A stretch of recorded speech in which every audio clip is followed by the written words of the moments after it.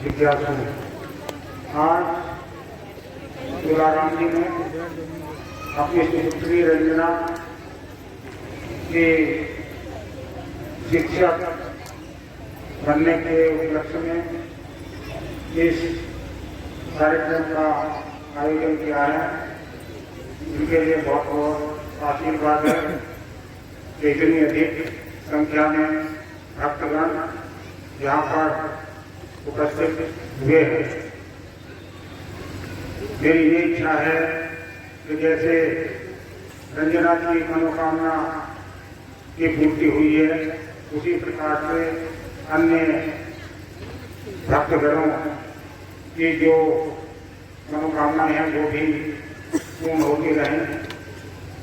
इसके लिए ये जरूरी है कि हमारे अंदर एक समर्पण की भावना होनी जरूरी है।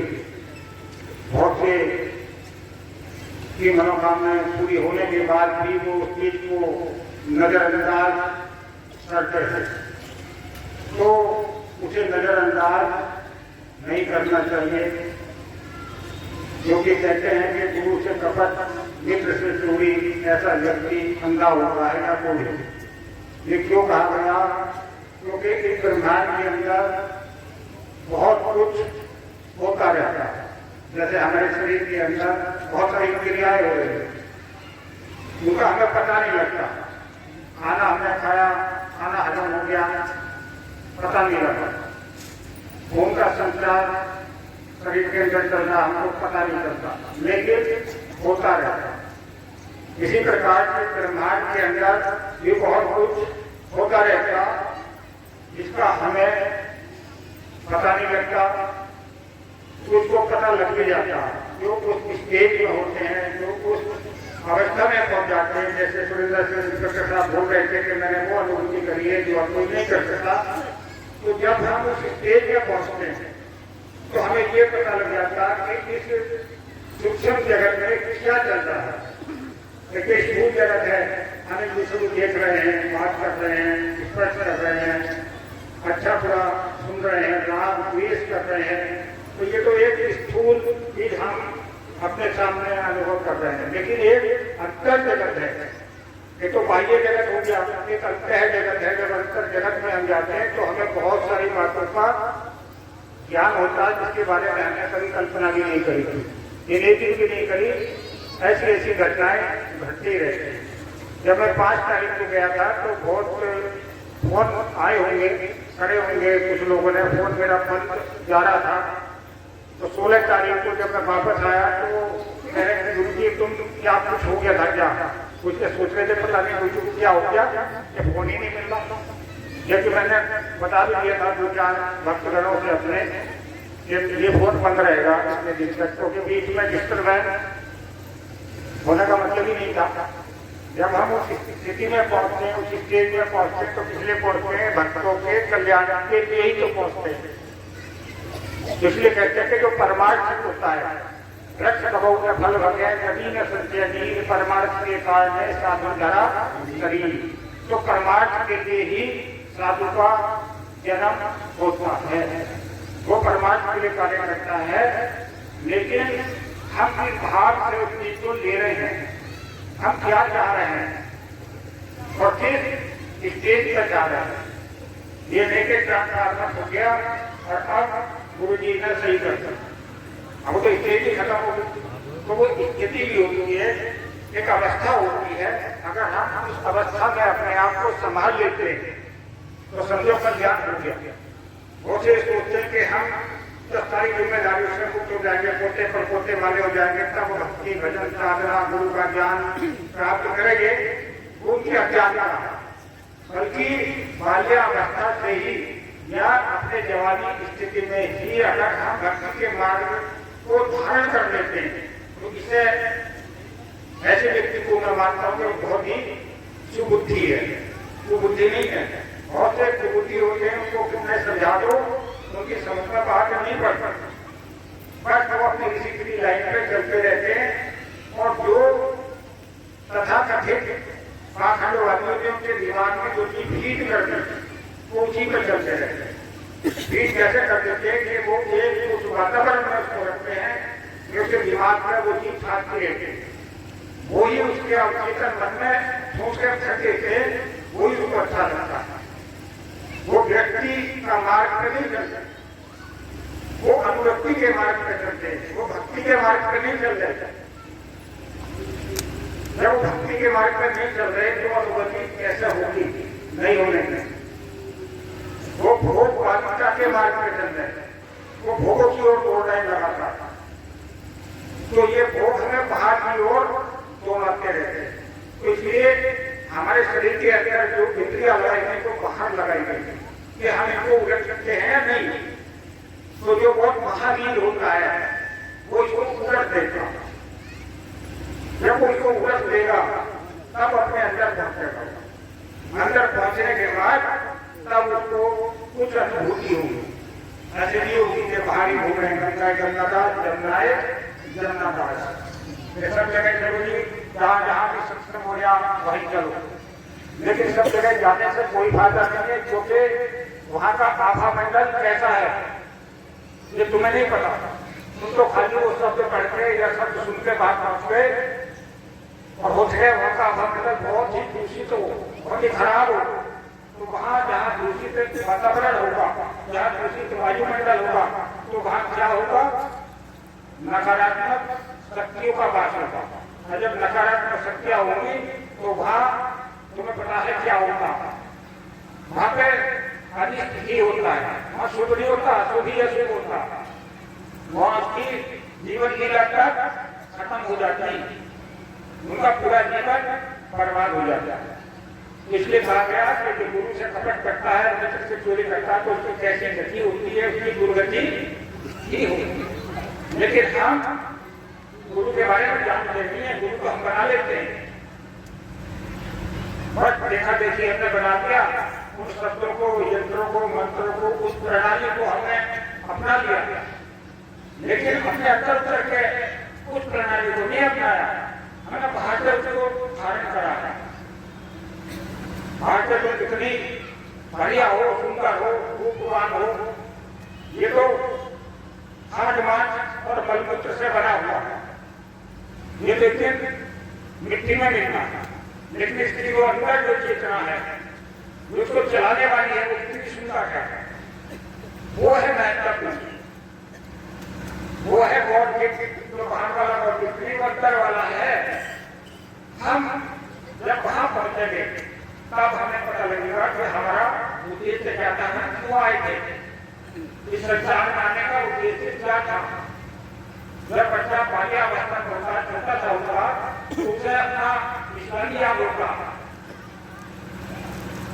जब बच्चा बोलता नहीं तो उसको रुआया जाता है, इसलिए ताकि वो दूसरा वाला धीरे धीरे विस्मृत होगा, भूल जाएगा। तो सब कुछ याद रहता है, लेकिन जैसे जैसे वो बाह्य वातावरण में आता तो वो भूलना शुरू हो जाता। घर के लोग भी नहीं चाहते कि उसे कुछ पिछली बार याद आए। अगर सब पिछली बार याद आ गई, आदमी की शुरू हो गई, तो स्थिति खराब हो सकती है। इसलिए उसके अंदर स्मृति का सिस्टम लग गया। तो जो संत महापुरुष होते हैं तो वो विगत में पिछले में भी अपना पढ़ लेते हैं, अगला तो पढ़ने पढ़ना, पिछला भी वो पढ़ लेते हैं और वर्तमान में जीते हैं। वो ये नहीं कि पिछले भी चलते रहेंगे, अगला 20 साल में करेंगे, वो डिप्रेशन में न जाते हैं, न किसी को जाने देते हैं। आदमी आजकल अपने भविष्य को लेकर बहुत परेशान रहते हैं। वर्तमान को नहीं सुधारते, वो अपनी बहुत दूर तक की सोच रहे हैं, सोचना चाहिए, कोई दिक्कत नहीं है, लेकिन उसके अनुरूप काम भी करना चाहिए। खाली सोचते रहो करोगा तो उसका भी कोई फायदा नहीं। तो हमारे ज्ञान, भक्ति और कर्म का सिद्धांत बताया गया कि हमारे पास ज्ञान भी होनी चाहिए, भक्ति भी होनी चाहिए, कर्म भी होना चाहिए। तीनों चीज कर्म सामंजस्य होगा। जब वो एक लाइन में होकर के चलेंगे तो हमारा जीवन स्वर्गमय होगा। शुरू में आदमी को बड़ा अच्छा लगता है किसी भी काम को गलत करने वाले को, लेकिन जब उसका परिणाम आना शुरू होता, क्योंकि कर्म का भी परिणाम आता। जैसे आप यहाँ बैठे हुए हैं, कहते हैं कि जो होली होती है वो खींच कर ले आती है। अगर हम उसको बाद में बीच में तोड़ दें कुछ श्रृंखला हो, क्योंकि कर्म अपना काम कर रहा लगातार। जैसे हमने अपनी बाइक की रफ्तार स्टार्ट कर दिए, न्यूट्रल गियर में डाल दी, तो उसके अंदर जो डीजल या पेट्रोल है वो तो जलने का काम कर रहा है, जबकि गाड़ी नहीं चल रही। उसी प्रकार से हमें हमारा जो कर्म का चक्र है वो लगातार चल रहा है। हम मान लीजिए हम भक्ति कर रहे हैं, ध्यान में निमग्न है या सत्संग में निमग्न है, तो उतने काल का जो कर्म था वो अपना फल नहीं देंगे, क्योंकि वो लगातार तो चल रहा और वो उस स्थान पर नहीं पहुंचा जहां जाके उसको फल देना था। तो वो उतना समय का जो कर्म था वो हमारा निष्क्रिय हो गया, वो कर्मों की निर्जरा हो गई। हमारे साथ जो कर्म लगा हुआ था वो हट गया, तो उस कर्म का फल भोगना नहीं पड़ता। जबकि सामान्य स्थिति में हम अपने सारे कर्मों के फल भोगने पड़ते हैं। जैसा हम कर रहे हैं वो भोगना पड़ेगा, लेकिन जो मैंने न्यूट्रल वाली देर वाली बात बताई, जब हम स्टेज में पहुंचते हैं तो वो कर्म तो चल रहा है, लेकिन जब वो अपने गंतव्य स्थान पर जहाँ फल दे रहा है वहां नहीं पहुंच गया तो वो निष्क्रिय हो गया, पतझड़ हो जाता प्रत्येक विद्यार्थी से, तो वो कर्म फल हमें भोगना नहीं पड़ता। इसलिए सत्संग का महत्व है। अगर तुम यहाँ आए हो तो पता नहीं कितने कर्म निष्क्रिय होंगे, डिफ्यूज हो जाते हैं हमारे कितने कर्म। इसलिए जो है अपने घर में बैठ के दो चार समय ऐसे निकालने चाहिए, दो टाइम तो होने चाहिए, सुबह शाम का टाइम तो होना चाहिए कि हम 1 घंटा पौन घंटा ध्यान निमग्न हो। जब हम ध्यान में डूबते हैं तो उतने काल का जो कर्म है वो निष्क्रिय हो जाता है, वो फल नहीं देता है। इसलिए बताया जाता कि हमारे घर में बताया जाता कि सुबह शाम पूजा उपासना करनी चाहिए। क्या इतने सीखने वाला है भाई, क्या भगवान का ध्यान कर लो, अपनी अपनी मत मतांतर के हिसाब से लोग पूजा उपासना करते हैं। तो हमारा जो धर्म है वो वैज्ञानिक और सिस्टमैटिक है, तर्कसंगत है। योगी के जैसे हम हमें कोई बात करनी है, जब हम इन संधि काल में ध्यान करते हैं तो हमारे शरीर के अंदर जो ब्रह्म है, जो ब्रह्म नाड़ी है वो एक्टिवेट हो जाता है। जब ब्रह्म नाड़ी एक्टिवेट होती है तो जो मन इधर उधर भागता था वो मन सेंट्रलाइज होता है। चलती चाकी लेकर रहा था दो पार्टों के बीच में साबुत बचा रखा हुआ जो किल्ली से चिपक गया, उसका बाल लगा था तो ये पार्ट होते तो चलती पार्ट करके इसके बीच में किल्ली खड़ी रहती है, उसको कोई चीज चिपक जाता है तो वो पिसता नहीं है। उसी प्रकार से हमारे अंदर भी ये जो नासिकाएं हैं ये चल रही है, कभी बाइक चलती कभी लाइन चलती तो दो चक्कर चल रहे हैं, ये पार्ट चल रहे हैं, हम पिसते रहे। लेकिन जब बीच की तक उतरती है किल्ली जो है, जिसको ब्रह्म नाड़ी बोलते हैं, जिसको सुषुम्ना नाड़ी बोलते हैं, वो उस समय एक्टिवेट होती है, क्रियाशील होती है। उस समय जब हम ध्यान करते हैं, पूजा करते हैं, उपासना करते हैं या किसी को के लिए कोई अंदर से भाव निकालते हैं तो वो भाव पूरा होता है, जिसको आशीर्वाद कर देता है, कोई दुआ कर देता, कोई कुछ चमत्कार कर देता, तो उस समय जैसा हम चाहते हैं वैसा होना शुरू हो जाता है। इसलिए संधि काल के लिए बताया गया कि उस समय बैठ करके इंसान को उस समय के लिए सुमिरन करना चाहिए। किसका सुमिरन करना चाहिए? लोग शब्दों के चक्कर में पड़ जाते हैं कि इसके शब्द का मनन कर लो, मंत्र को जप लो और कोई क्रिया कर्म कर लो। उस समय क्रिया करने की जरूरत नहीं है, क्योंकि उस समय अक्रिया का मार्ग है, वो क्रिया स्थिर है, अपनी जगह को नहीं घूम रही, पाठ घूम रहे हैं और घूमने का चक्कर खत्म हो गया। उस समय ध्यान लगाओ और ध्यान लगाओगे जो इमेजिन करोगे हो सकता है वो 99% या 100% पूरी हो। इसलिए संत महापुरुष किसी को आशीर्वाद शराब नहीं देते, हर समय कोई अपने तो उसका उद्घाटन नहीं होता। या उसके अंदर वो ब्रह्म नाड़ी एक्टिवेट होती है, क्रियाशील होती है, उस समय जब वो बोलता कहते हैं कि 24 घंटे में हर इंसान की जीवा है, जवान है, सरस्वती बैठती है। तो वो समय सरस्वती का अवतार को सरस्वती रहती होती है। तो वो जो बोल देगा वो ब्रह्मांड में कोई काटने वाला उसे नहीं है। वैसे 24 घंटे तो कुछ को पास करते रहो, उससे कोई लाभ मिलने वाला नहीं है। असली लाभ उसी समय मिलता है जब हम ब्रह्म में स्थित होते हैं, ब्रह्मदारी ब्रह्म से कनेक्ट हो जाती है और ये ब्रह्मांड के अंदर फिर उथल पुथल हो जाती है। जो तुम चाहोगे वो मिलेगा। अच्छा डालो अच्छा मिलेगा, बुरा डालो तो बुरा मिलेगा। भगवान कहते हैं कि जो जिस भाग से मुझे बचता मैं उसी भाग में उसको फल देता हूँ। अब कंस के भाग में भगवान को बचता था, दुश्मन के रूप में रहता था, तो दुश्मन के रूप में प्रकट हो गए थे उसको। कंस हमेशा हताश निराश परेशान होता रहता था कि ये आ गया वो आ गया वो आ गया, तो स्वप्न को दिखाई देता था क्योंकि वो दुश्मन के रूप में उसको भजता था। और जो मीराबाई थी वो भक्त के भगवान के रूप में बन रही थी, तो उसको जहर में भी भगवान दिखाई दे रहे थे। जहर पी लिया तो उसे लगा भगवान ने दिया, मतलब क्या ही। तो भाव देखो, भाव कितना महत्वपूर्ण होता है कि हमारा कौन सा भाव चल रहा है, हम किस भाव से कहाँ पहुंच रहे हैं। भाव तो है ही नहीं, मन में उथल पुथल हो रही है। जब उथल पुथल हो रही है, अगर हमें कोई टारगेट लगाना होगा, जब शिस्त लगानी होगी तो पूरी उसके साथ हम एक होकर जुड़कर लगा सकते, तभी टारगेट ठीक होगा, अन्यथा हो नहीं सकता। तो ऐसे ही हमारा ज्ञान भक्ति और कर्म जब एक लाइन में होंगे तीनों, तब कोई ताकत दुनिया की ऐसी नहीं है जो हमारे काम को रोक। जो हम मनोकामना लिए हुए हैं, मनोकामना सबसे होती है, लेकिन पूरी तभी होगी जब हमारे अंदर कुछ से कनेक्शन हो। तो भगवान से सभी प्रार्थना करते हैं, मंदिर में जाते हैं, अन्य किसी धार्मिक स्थान पे जाते हैं, हाथ जोड़कर प्रार्थना करते हैं, मन्नत मांगते हैं, तो मन्नत उसकी पूरी हो जाती है, उसकी नहीं भी होती। जिसकी पूरी हो जाती, जो मैंने बता दिया, जिसकी नहीं होती, जिसके अंदर उथल पुथल। तो ये उथल पुथल का विषय नहीं है, ये बिल्कुल स्थिर होने का विषय है। जब हम अपनी जगह बिल्कुल स्थिर होंगे तो तुम्हें गर्मी सर्दी भूख प्यास का भी एहसास नहीं होगा। अगर तुम्हें गर्मी सर्दी भूख प्यास का एहसास हो गया, इसका मतलब तुम्हारा सुखी और स्मृति कहाँ है?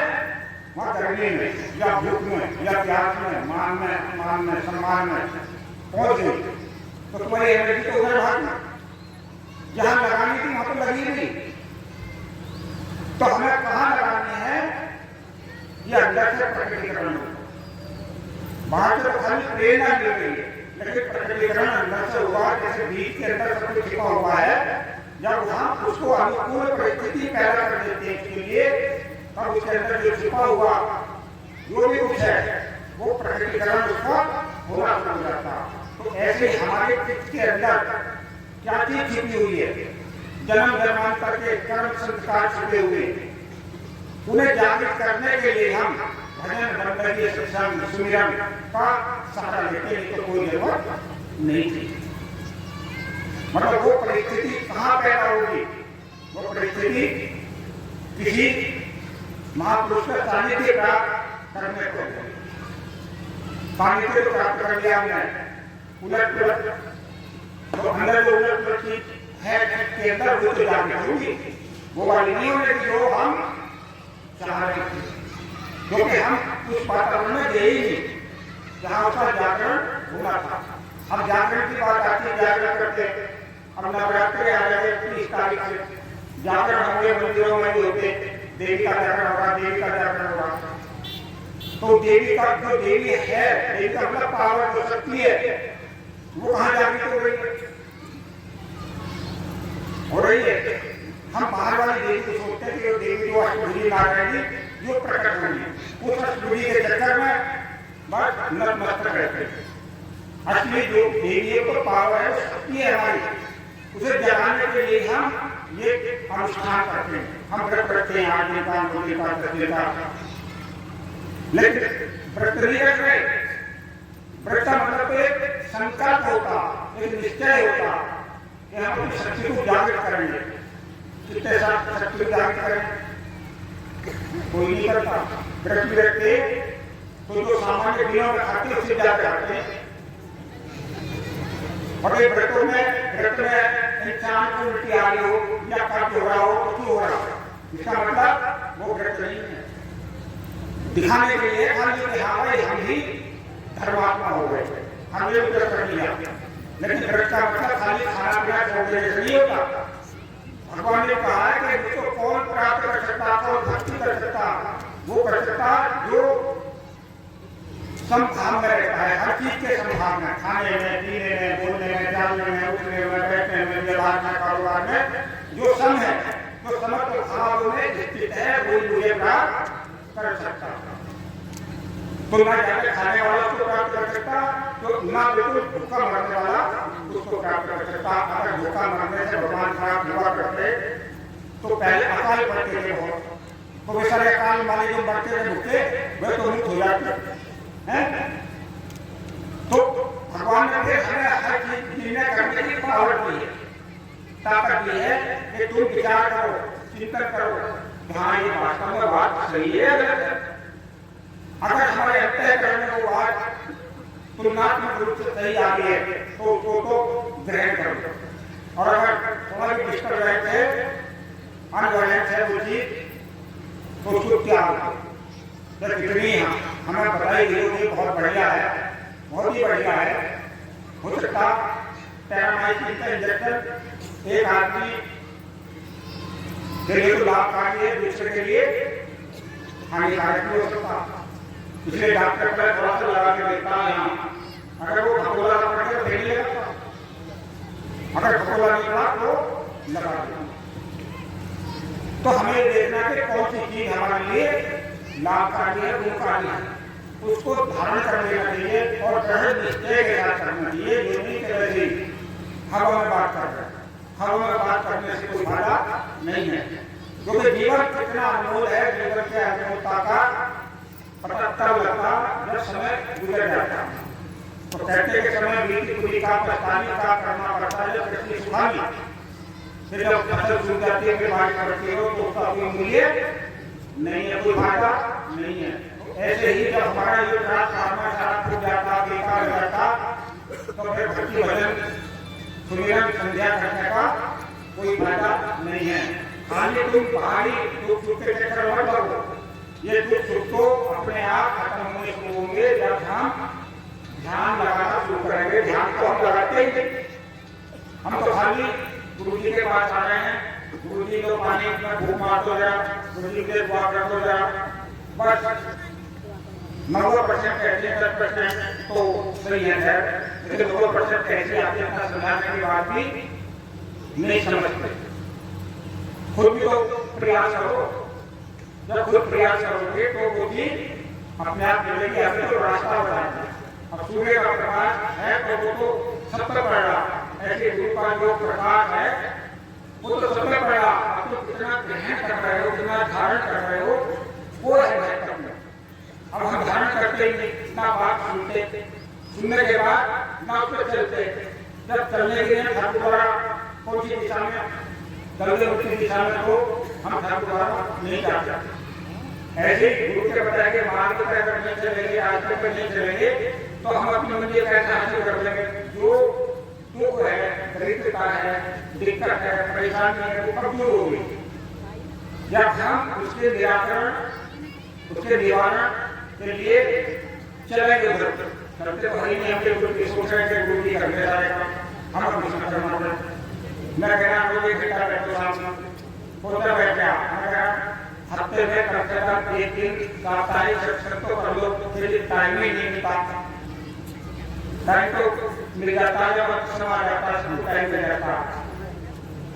तो बहुत सारे पंथों में, मतों में हमने देखा कि लोग अपने सारे काम छोड़ देंगे उसके लिए कि भाई जिसने ज्ञान पैदा करेंगे पहले तो उसका काम है, हमारा काम तो बाद में।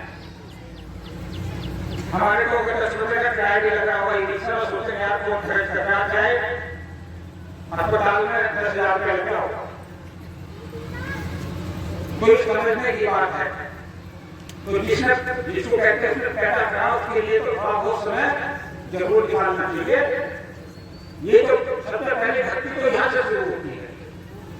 जब तक हमारे अंदर समर्पण नहीं हुआ तो भी नहीं हो सकती। इसलिए कहते हैं भक्ति स्वतंत्र सकल सुखानी और बिन सत्संग पावेगा प्राणी।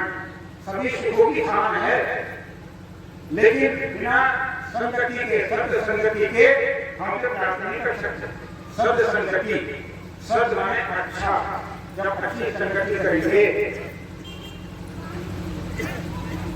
कपड़ा गंदा होगा, दूसरे तीसरे दिन दूसरे बच्चे धोते नहीं होते। तो ऐसे हमारे पेट के अंदर जब हम समाज में घूमते हैं तो कुछ ना कुछ विकार पैदा हो जाते हैं।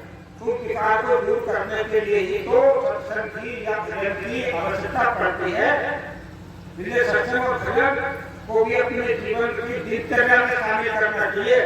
जैसे खाने पीने का दिनचर्या होती है हमारी, लोग खाते पीते नहीं, तुलना नहाते नहीं नहाते। तो यदि भगवान का ध्यान करो, अपने ध्यान कर लो, अपने ध्यान कर लोगे तो भगवान का ध्यान होते समझ लो। भगवान को तो मिलाते धुलाते फिर अपने तय करके कभी नहीं धुलाते। उसमें प्राणी का क्या अड़गम सरगम, दूसरों को नुकसान पहुंचाना, दूसरों को परेशान करना। अगर कोई आदमी सुखी है तो देखो उससे जलना, चीरना, उससे द्वेष करना, तो इससे तो और तय करना हमारा दूषित होता। तो जो राग और द्वेष है दोनों ही हमारे चित्त को दूषित कर देते हैं। और जो दूषित होती है, जो गंदगी वाली चीज होती है, तो हम भी गंदगी चीज में जाना, कोई भी प्राणी सामान्य बुद्धि का व्यक्ति जाना पसंद नहीं करता। तो वो जो दिव्य शक्ति है ब्रह्मांड के अंदर, अगर हमारा अंतःकरण दूषित होगा तो वे हमारे पास आने की मतलब दूर भागता नहीं। हाँ, पूरी शक्ति जरूर है तुम्हारे पास।